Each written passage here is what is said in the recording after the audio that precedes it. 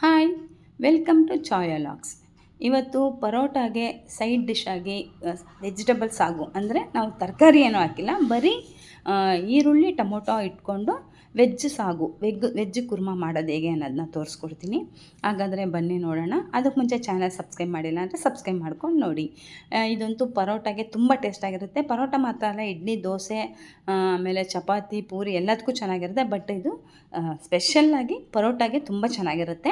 ಹಾಗಾದರೆ ಹೇಗೆ ಮಾಡೋದು ಅಂತ ನೋಡೋಣ ಬನ್ನಿ. ಇದು ಕುಕ್ಕರ್ಲೇ ಮಾಡ್ತಾಯಿದ್ದೀನಿ ನಾನಿವತ್ತು. ಪಾತ್ರೆಯಲ್ಲಿ ಬಾಣಲೆಯಲ್ಲಿ ಮಾಡೋಕ್ಕಿಂತ ಕುಕ್ಕರ್ಲಿ ಮಾಡಿದ್ರೆ ತುಂಬ ಚೆನ್ನಾಗಿರುತ್ತೆ. ನಾನು ಎಣ್ಣೆ ಹಾಕ್ಬಿಟ್ಟು, ನೀವು ಬೇಕಾದ್ರೆ ಬಟರಾರು ಹಾಕ್ಕೋಬೋದು. ನಾನು 1 ಸ್ಪೂನ್ ಎಣ್ಣೆ ಹಾಕಿ ಅದಕ್ಕೆ ಅರ್ಧ ಸ್ಪೂನು ಸೋಂಪು, 1 ಏಲಕ್ಕಿ, 3 ಚಕ್ಕೆ, ಲವಂಗ ಹಾಕ್ಕೊಂಡಿದ್ದೀನಿ. ಅದಾದಮೇಲೆ ಈರುಳ್ಳಿ ರೀತಿ ಉದ್ದುದ್ದು ಕಟ್ ಮಾಡ್ಬಿಟ್ಟು ಹಾಕ್ಕೊಳ್ಳಿ. ಆಮೇಲೆ ಅದ್ರ ಜೊತೆಗೆ 2 ಹಸಿಮೆಣಸಿನಕಾಯಿ ಕಟ್ ಮಾಡಿ ಹಾಕ್ಕೊಂಡಿದ್ದೀನಿ. ಇದೇನು ತರಕಾರಿ ಹಾಕ್ತಾ ಇರೋದ್ರಿಂದ ಈರುಳ್ಳಿ ಸ್ವಲ್ಪ ಜಾಸ್ತಿಯಾಗಿ ಹಾಕ್ಕೊಳ್ಳಿ. ಅದಾದಮೇಲೆ ಅದು ಆಗ್ತಾ ಇರಲಿ, ಅದು ಫ್ರೈ ಆಗ್ತಾ ಇರಲಿ, ಅಷ್ಟರಲ್ಲಿ ಆಡಿಸ್ಕೊಂಬರೋಣ. ನಾನು ಸ್ವಲ್ಪ ಕಾಯಿ, ಒಂದು 9ರಿಂದ 10 ಗೋಡಂಬಿ, ಒಂದು ಅರ್ಧ ಸ್ಪೂನಷ್ಟು ಸೋಂಪು, ಆಮೇಲೆ ಒಂದು ಅರ್ಧ ಗಂಟೆ ನಾನು ಗಸಗಸೆನ ಉಣಿಯಾಕಿಟ್ಟಿದ್ದೆ. ಅದು ನೀರು ಸಮೇತನೇ ಹಾಕೋತೀನಿ. ಅದು ಎಲ್ಲ ನೀರು ಅದು ಸೋಸೋಕ್ಕಾಗಲ್ಲ, ಅದರಿಂದ ನೀರು ಸಮೇತನೇ ಅದೊಂದು ಸ್ಪೂನ್ ಗಸಗಸೆ ಹಾಕ್ಕೊಂಡು ನೀಟಾಗಿ ಫೈನ್ ಪೇಸ್ಟ್ ಮಾಡ್ಕೊಂಬರಬೇಕು. ತರ್ತರಿಯಾಗಿ ಆಡಿಸ್ಬೇಡಿ, ನೀಟಾಗಿ ನುಣ್ಣಗೆ ಆಡಿಸ್ಕೊಂಬನ್ನಿ ಈ ಥರ. ಈ ಕಡೆ ಕುಕ್ಕರ್ಲಿ ಈರುಳ್ಳಿ, ಹಸಿಮೆಣಸಿನ್ಕಾಯಿ ಚೆನ್ನಾಗಿ ಫ್ರೈ ಆಗಿದೆ. ಈಗ ಇದಕ್ಕೆ 1 ಸ್ಪೂನಷ್ಟು ಶುಂಠಿ ಬೆಳ್ಳುಳ್ಳಿ ಪೇಸ್ಟ್ ಹಾಕೋತಾ ಇದ್ದೀನಿ. ಅದು ಹಾಕ್ಕೊಂಡು ಚೆನ್ನಾಗಿ ಹುರ್ಕೋಬೇಕು. ಇದು ಹುರಿದಾದ್ಮೇಲೆ ನಾನು ಒಂದು ಕಟ್ಟಲ್ಲಿ ಪುದೀನ, ಒಂದು ಇಡೀ ಕೈಯಷ್ಟು ಒಂದು ಪುದೀನ ತೊಗೊಂಡಿದ್ದೀನಿ. ಆಮೇಲೆ ಕೊತ್ತಂಬರಿ ಸೊಪ್ಪು ಅಷ್ಟೇ, ಒಂದು ಇಡೀ ಅಷ್ಟು ಹಾಕಿ ಎರಡನ್ನೂ ತುಂಬ ಚೆನ್ನಾಗಿರುತ್ತೆ. ಇದು ಪುದೀನ ಬಿದ್ರೇ ಟೇಸ್ಟಾಗಿರೋದು. ಅದಾದಮೇಲೆ ಒಂದು 3 ಟೊಮೊಟೊನ ಈ ರೀತಿ ಉದ್ದುದ್ದು ಕಟ್ ಹಾಕ್ಕೊಂಡು ಫ್ರೈ ಮಾಡ್ತಾಯಿದ್ದೀನಿ. ಈರುಳ್ಳಿ ಟೊಮೊಟೊ ಜಾಸ್ತಿಯಾಗಿ ಹಾಕ್ಕೊಳ್ಳಿ, ಚೆನ್ನಾಗಿರುತ್ತೆ. ರುಚಿಗೆ ತಕ್ಕಷ್ಟು ಉಪ್ಪು ಹಾಕ್ಕೊಂಡು ಈಗ ಒಂದು 1/4 ಸ್ಪೂನಷ್ಟು ಅರಿಶಿಣದ ಪುಡಿ, 1 ಸ್ಪೂನಷ್ಟು ರೆಡ್ ಚಿಲ್ಲಿ, 1 ಸ್ಪೂನಷ್ಟು ಇದು ಧನಿಯಾ ಪೌಡ್ರು, ಇಷ್ಟನ್ನು ಹಾಕ್ಕೊಂಡು ನೀಟಾಗಿ ಮಿಕ್ಸ್ ಮಾಡ್ಕೊಳ್ಳಿ. 1 ಸ್ಪೂನ್ ಖಾರದ ಪುಡಿ, ಅಚ್ಚ ಖಾರದ ಪುಡಿ, 1 ಸ್ಪೂನು ಧನಿಯಾ ಪೌಡ್ರು, 1/4 ಸ್ಪೂನಷ್ಟು ಅರಿಶಿಣದ ಪುಡಿ. ಇದಾದಮೇಲೆ ನಾನು ಆಡಿಸಿಟ್ಕೊಂಡಿದ್ದೀನಲ್ಲ, ಅದನ್ನು ಹಾಕ್ಕೊಂಡು ನೀಟಾಗಿ ಮಿಕ್ಸ್ ಮಾಡ್ಕೊತಾ ಇದ್ದೀನಿ.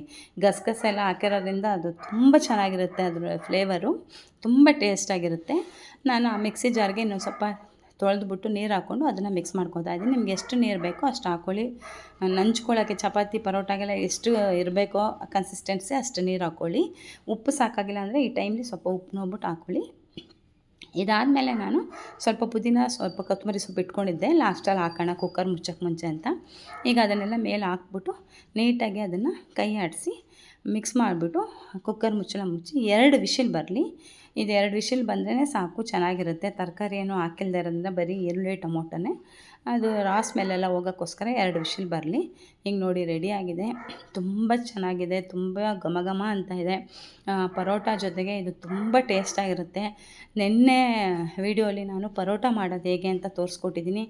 ಆ ಪರೋಟಾಗೆ ಈ ಸಾಗು ತುಂಬ ಚೆನ್ನಾಗಿರುತ್ತೆ. ಖಂಡಿತ ನೀವೆಲ್ಲ ಟ್ರೈ ಮಾಡಿ ನೋಡ್ತೀರ ಅಂತ ನಾನು ನಂಬಿದ್ದೀನಿ.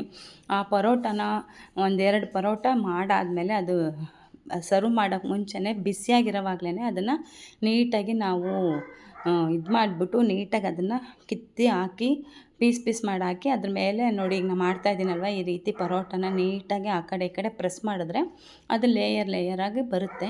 ಬಿಸಿಯಾಗಿರೋಂಗೆ ಮಾಡಿದ್ರೆ ಅದು ಮಾಡೋಕ್ಕಾಗೋದು, ಆರೋದ್ಮೇಲೆ ಆಗೋಲ್ಲ.